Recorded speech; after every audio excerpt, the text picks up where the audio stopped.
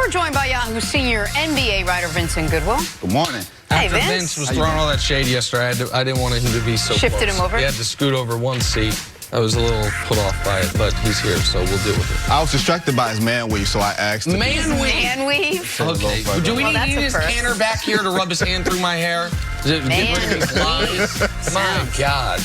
All right, here we go. The hype surrounding the Clippers this offseason, Here we go. Vincent. She's not interested by our banter. She's At like, all. let's get to sports. Well, I don't have any follow-ups to man weave. No problem. Oh, fair. I'm sorry. Anyway, the hype surrounding the Clippers this offseason, not just about how Kawhi would follow up last year's success, it was about how he would do it alongside Paul George. This Thursday, fans will finally be able to see what the two look like on the court together. Or maybe not. You never know with Kawhi. Probably not. Back to back. George missed the team's first 10 games after undergoing rotator cuff surgery in May, but he will be on the court when the Clippers face the Pelicans this week. All right, Vince, are the Clippers the best team in the NBA once Paul George is healthy? Once he's completely healthy, because let's make a distinction here between being a guy being ready to play, available to play, and him being 100% and being healthy. I don't think with anybody, anytime you have a shoulder surgery and you're missing two of them, and you're missing this extended period of time, that you're completely healthy when you first come back. But let's take the factors into account. They have the second strength of schedule in the NBA so far. They've lost to Phoenix and Milwaukee, two of the better teams in the league.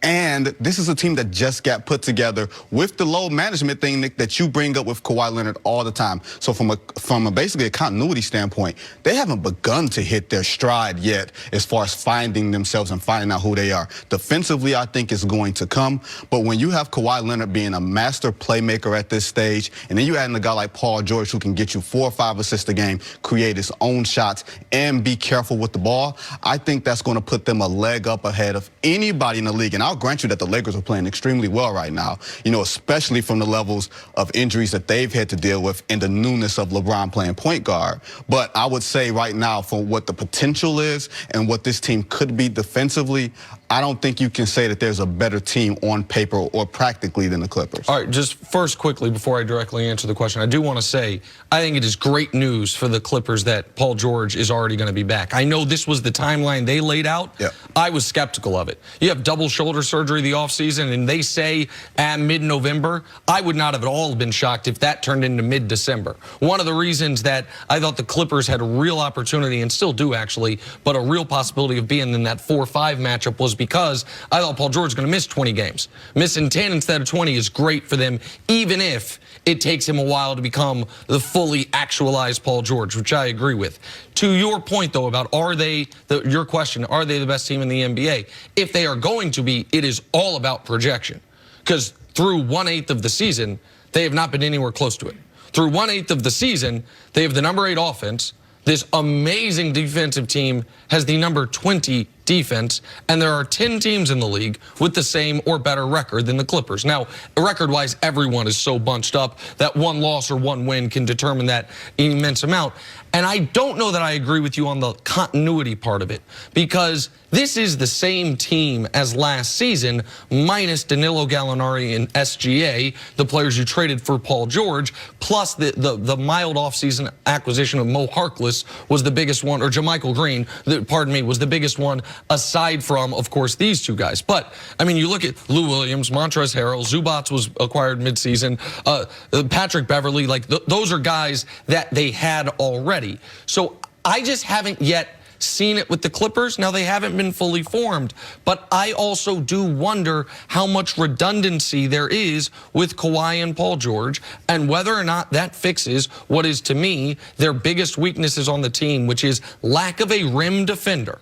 Very few defenses in NBA history have been top 3 defenses in the league without a rim protector, and lack of point guard and lack of backcourt defenders. Like, you have maybe the two best wing defenders in basketball, but the other pieces on the chessboard are easily knocked over. So I don't think they're going to be the best team in the NBA. We both know thus far to this point in the season, they have been far from it. And I really, really like Paul George, but I think I feel the team is more oddly built than most people feel, even though you have 2 of the best 12 guys in basketball. Wait, did you just say that from a perimeter defense standpoint that you have questions? Have you ever heard of a pit dog named Pat Beverly? Did you miss that?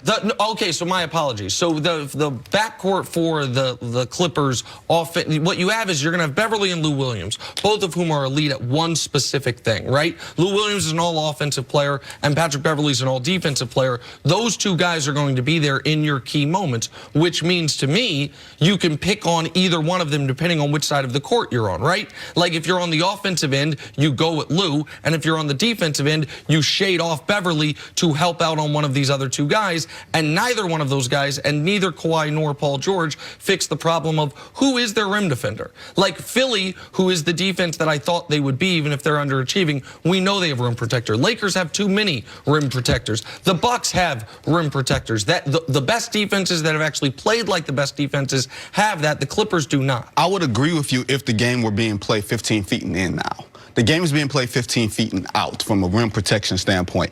You don't have to worry about that if you can't get to the rim. If Kawhi and Paul George are my defenders, I'm not worried about somebody being at the rim because they're not getting there. Pat Beverly's not allowing them to get there. And because they've established a style of play, they'll get more leeway with the referees. They'll get more leeway than the other teams as the season goes on. I'm not worried about what they look like right now because, like you said, this is a marathon. This is an 82-game situation. Kawhi Leonard is going to be building up to the player that he's going to be. He's only playing 30 minutes a night compared to maybe the 30 to 35 that he's going to play towards the end of the season.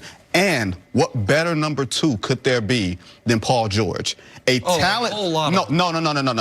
From a number one standpoint, he's a talent as a number one, but he's much more comfortable being a number two. We saw that in his days in Indiana. And to be able to coexist with Russell Westbrook for those years in Oklahoma City and to do what he did without much of a problem, to me that says he's much more comfortable being in the shadows of a better player compared to maybe a team that you're going to say is the best team, LA, where we have to figure out how AD and LeBron coexist with those on-off numbers not looking so great right now. Okay, but so the Paul George point, I agree with you that he is an overqualified Robin and an underqualified Batman, and so being in the Robin role is ideal for him.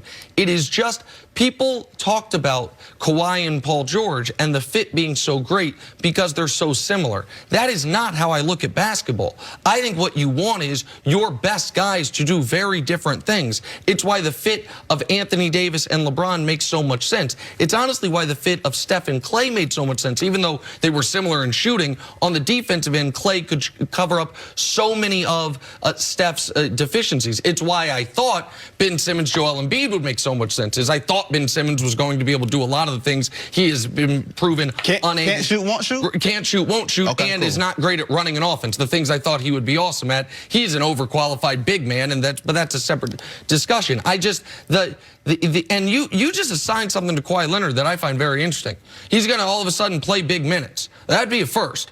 I mean, I'm excited to see it. Last year was the most minutes per game he's ever played in his career. It was 34. This is a guy who twice in his career has played more than 66 games in a season. Like, I'm excited to see it. I'm excited to see this heavy minutes, heavy usage Kawhi Leonard, who at this point is the greatest part-time basketball player I've ever seen. But a full-time player is going to be necessary for them to be the team you're talking about. Is there less pressure for him, too, if you get a healthy Paul George back, a successful Paul George? Is load management not suddenly the headline coming out of every single Clippers game if you get healthy Paul George back? Here, that's that positional duplication thing that Nick is saying is a bad thing. That's why I think it's a good thing to where, all right, if we're able to survive without Kawhi Leonard and without Paul George, and we plug Paul George into these number one nights where he can be able to take on the scoring load and take on that number one defensive matchup, and basically not even a low matchup standpoint, you can rest Kawhi Leonard during games, almost in a similar way of, let's say, he said positional duplication, right? The best duo that I've seen short of Shaq and Kobe in like 2000, 2001,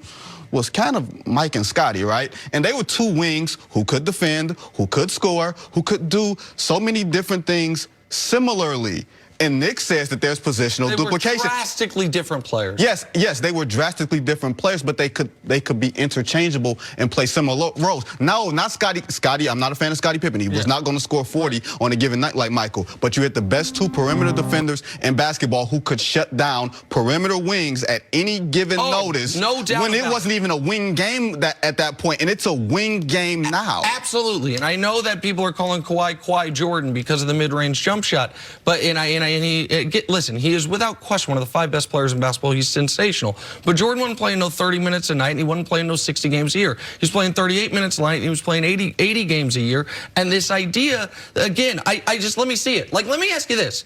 As we sit here, 7:30 a.m. Eastern on Wednesday, whatever day it is, do you think Kawhi Leonard's going to play today and tomorrow? Do you? Would you? Put it like this. No, but does it matter? Yeah, it does matter. How does it matter, Nick? Because with a loss, they're the 7th seed. And what's today's date, Nick? Okay. It is November 13th. And once March rolls around, they roll off your losses like bad grades on the school card. 3 lowest grades go away from the Russian judge. You should know all about that, don't you? Oh, yeah. Okay, let's just see. I'm excited to watch Kawhi Leonard play basketball at least one night this week. Back-to-back is what? Tonight and tomorrow night? Tonight and tomorrow. So my guess is maybe he plays tonight. It's on national TV. Not tomorrow. Or tomorrow so with then we Paul gotta wait for Paul George. I don't know. They have 7 back-to-backs between now and the middle of March. Who cares? Oh, yeah. Okay. Take a break. Coming up, back to football. Will the Eagles hand the Patriots their 2nd straight loss? Next on First Things First.